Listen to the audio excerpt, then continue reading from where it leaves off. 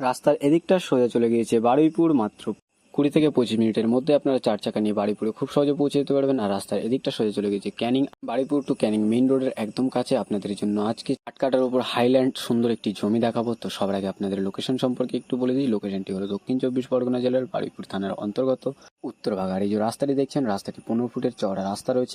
আর এখানে দেখুন পাথর ফেলা রয়েছে। এখানে রাস্তার কাজ চলছে, আর কিছুদিনের মধ্যে এটি পিচের রাস্তা হয়ে যাবে। আর এই হচ্ছে জমিটি বন্ধুরা। আপনারা এই জমিটির সীমানাটা একটু দেখে নিন।